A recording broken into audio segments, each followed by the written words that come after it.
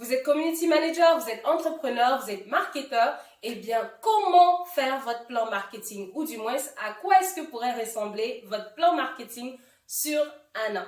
Suivez-moi, on en parle dans cette vidéo.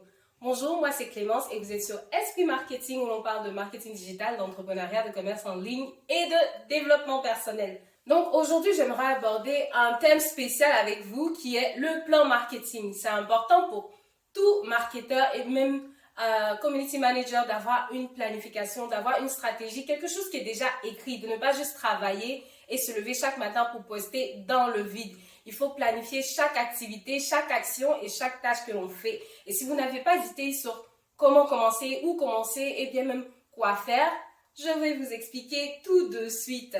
Avant d'aller plus loin, j'aimerais vous inviter à liker la vidéo, à vous abonner, à activer la cloche des notifications et à partager la vidéo avec votre entourage pour nous soutenir. Donc, votre plan marketing, ça va être sûrement quelque chose que vous allez devoir fournir soit à un client, si vous êtes un community manager, si vous êtes un marketeur en freelance, ou si vous travaillez pour une entreprise, ça va être un plan que vous allez devoir fournir à votre gestionnaire, votre directeur ou votre PDG. Donc, voici pour simplifier les choses, des actions que vous allez devoir inclure dans ce plan-là. Donc, tout d'abord, vous allez définir des actions par trimestre. Donc, quelles sont les grandes activités que votre entreprise fait par trimestre?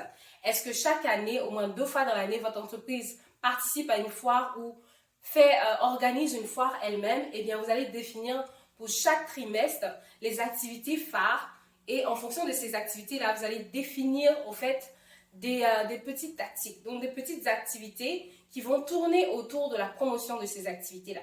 Donc, pour le marketing digital, on va se dire par exemple, par trimestre, on veut reconnecter avec les clients passés, donc les clients qui ont déjà acheté avec nous et dont nous possédons les informations. Ça va être important d'aller réactiver ces clients-là, quitte à leur envoyer des courriels à travers une newsletter ou à travers juste un email simple dans lequel vous allez directement les interpeller ou par message. Donc, par trimestre, vous allez avoir une stratégie qui va consister à aller envoyer des messages, recontacter les clients passés. Donc, vous allez vous assurer d'avoir la liste de ces clients passés-là. Et donc, on parle ici de clients qui ne sont pas venus acheter avec vous depuis peut-être 8 mois, 6 mois ou 1 an et plus.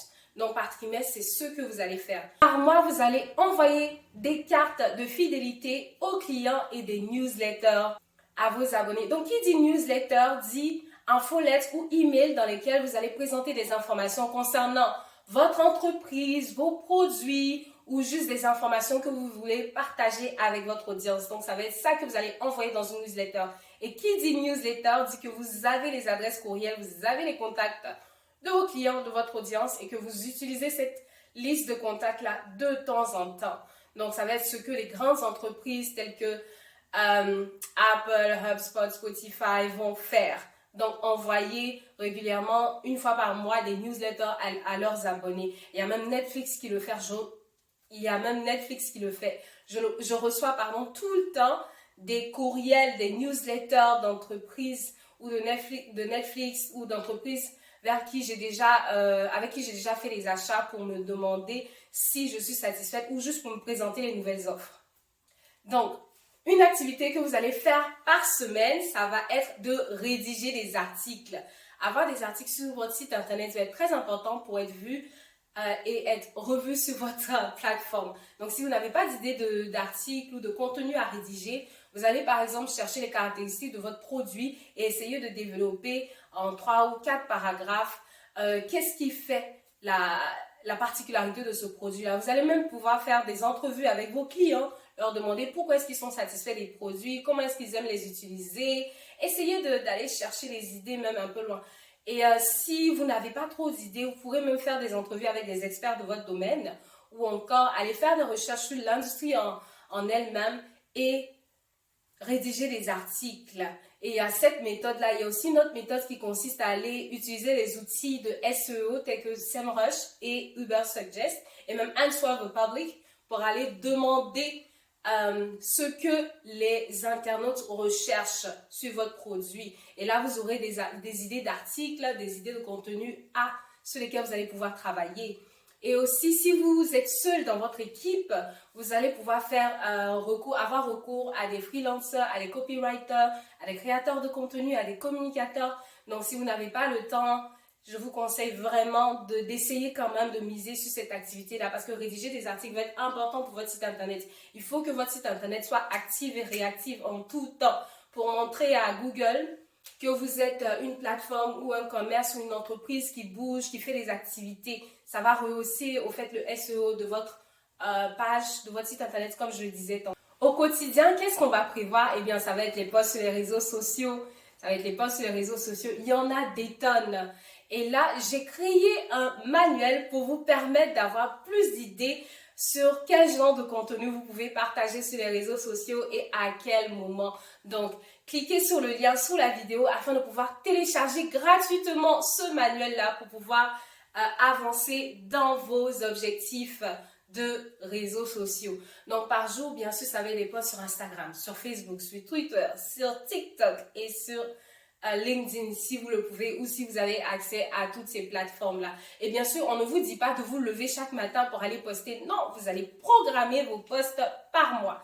Donc, ça veut dire que une fois par mois, vous allez vous asseoir, bloquer un 3 heures ou un 5 heures ou bien même une journée dans votre calendrier pour pouvoir programmer, réfléchir sur le genre de post à publier sur vos plateformes. Et quand je dis post, je pense aussi aux vidéos, je pense aux réels, je pense à plusieurs choses en même temps. Donc, prenez votre temps pour aller tester ou voir ce qui fonctionne sur vos pages, voir ce que vos abonnés aiment et réutiliser ce contenu-là. En faisant mes recherches, chaque fois ce qui est revenu pour Instagram, en tout cas, c'était que les gens, pour avoir plus de visibilité et plus d'abonnés sur Instagram, il fallait chercher le contenu de son industrie qui marche le plus. Donc, par exemple, si vous êtes vendeur de chaussures, allez chercher les plateformes, les pages de vendeurs de chaussures ou de marques de chaussures les plus populaires au monde, ou bien même dans votre pays ou dans un autre pays que vous avez spoté.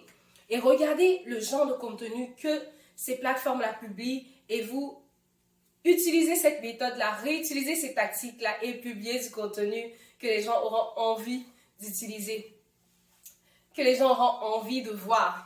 Donc, ça paraît un peu complexe, hein, mais on va tester et on vous dira si ça fonctionne. Donc, encore une fois, l'idée ici, c'est d'aller regarder les pages qui ont plusieurs abonnés, des milliers d'abonnés, mais qui travaillent dans l'industrie dans laquelle vous êtes. Et puis, de voir le contenu vidéo ou post qu'ils publient et d'essayer de faire la même chose. Ne faites pas exactement du copier-coller, mais essayez de prendre exemple sur eux. S'ils utilisent une musique populaire, utilisez une musique populaire. S'ils utilisent un effet assez particulier de TikTok ou d'Instagram, utilisez cet effet-là. S'ils utilisent une voix off, utilisez une voix off, ainsi de suite. Il y a tellement de choses dont on peut s'inspirer. Et voilà. Donc, pour récapituler, votre plan marketing sur un an peut ressembler à ceci. Donc, par trimestre, définir les activités, les événements auxquels votre entreprise ou votre projet ou votre commerce va devoir participer ou bien même mettre sur pied. Par mois, on va envoyer des courriels de réactivation et des cartes cadeaux aux clients pour qu'ils reviennent vers nous, pour qu'ils se souviennent de nous et rachètent avec nous. Par semaine, on va rédiger des articles pour booster notre site internet et nos pages. Et par jour, on va poster sur les réseaux sociaux. Donc voilà, vous allez pouvoir avoir un plan stratégique pour un an si vous êtes un community manager ou un marketeur ou un entrepreneur qui débute. Merci d'avoir suivi cette vidéo. C'était Clémence de Esprit Marketing. À bientôt dans la prochaine vidéo. Et n'oubliez pas, le manuel de marketing des réseaux sociaux est disponible pour vous. Cliquez sur le lien dans la description pour le télécharger. À bientôt!